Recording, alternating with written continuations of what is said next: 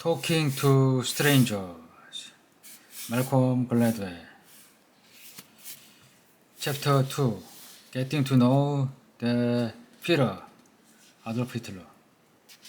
On the evening on August 28, 1938, Neville Chamberlain called his closest advisor to 10 Downing Street for a late-night strategy session. Chamberlain had been the British Prime Minister a little over a year.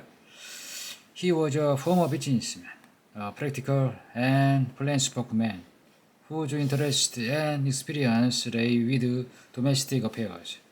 But now he faced his first foreign policy crisis. It involved Adolf Hitler, who had been making increasingly bellicose statements about invading Sudetenland, the German-speaking portion of Czechoslovakia. In Germany invade Czechoslovakia, if German invade Czechoslovakia, it would almost certainly mean a world war, which Chamberlain wanted desperately to avoid. But Hitler had been particularly reclusive in recent months, and Germany's intentions were so opaque that the rest of Europe was growing nervous. Chamberlain was determined to resolve the impasse. He dubbed his idea, which he put to his advisor that night, Plan Z. It was top secret. Chamberlain would later write that the idea was so unconventional and daring that he rather took Foreign Secretary Lord Halifax's breath away. Chamberlain wanted to fly to Germany and demanded to meet Hitler face to face. One of the odd things about the desperate hours of the late 1930s, as Hitler dragged the world toward war, was how few of the world leaders really knew the German leader. Hitler was a mystery. Franklin Roosevelt, the American president throughout Hitler's rise, never met him. Nor did Joseph Stalin, the Soviet leader. Winston Churchill, the Chamberlain's successor, came close while researching a book in Munich. In 1932, he and Hitler twice made a plan to meet for tea, but on both occasions Hitler stood him up. The only people in England who spent any real amount of time with Hitler before the war were British aristocrats friendly to the Nazi cause, who would sometimes cross the channel to pay their respect or join the Führer at parties. In certain mood, he could be very funny. The fascist socialite Diana Mitford wrote in his memoirs. She dined with him frequently in Munich.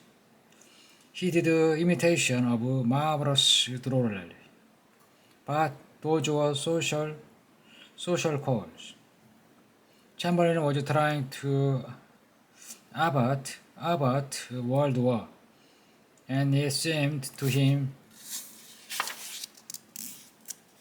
that he would benefit from talking to a measure of Hitler for himself. Was Hitler someone who could be reasoned with, trusted? Chamberlain wanted to find out.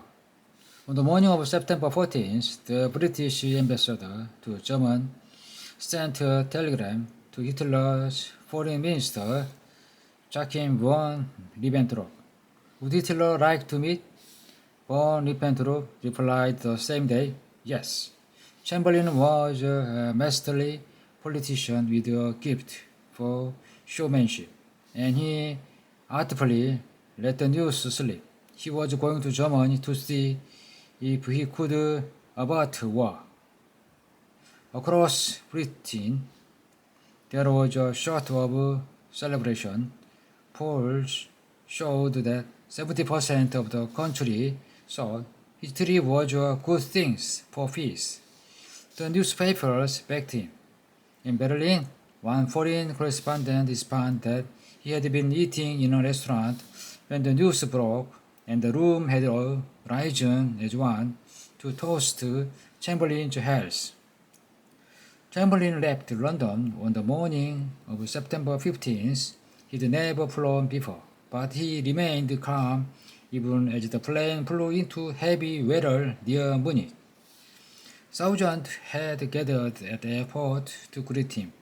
He was driving to the train station in a cavalcade of 14 Mercedes, then had lunch in Hitler's own dining car as the train made its way into the mountains toward Hitler's retreat at Berchtesgaden.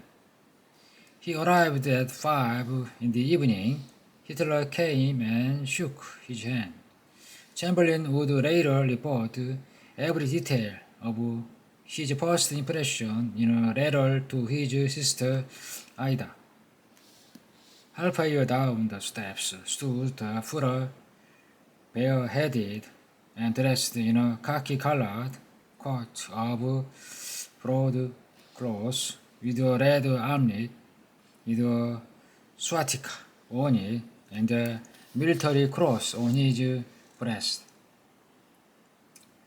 He wore black trousers such as he wore in the evening and black patent leather lace-up shoes. His hair is brown, not black. His eyes blue. His expression rather disagreeable, especially in response, and altogether he looks entirely undistinguished.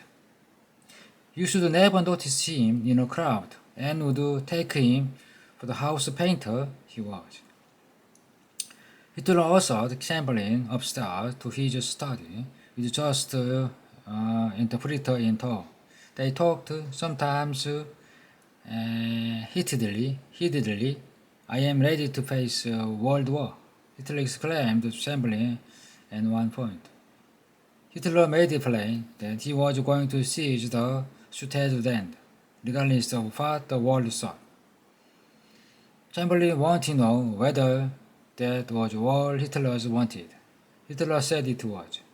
Chamberlain looked at Hitler long and hard and decided he believed him. In the same letter to his sister, Chamberlain wrote that he had heard back from people close to Hitler that the German leader felt he had had a conversation with a man. Chamberlain went on.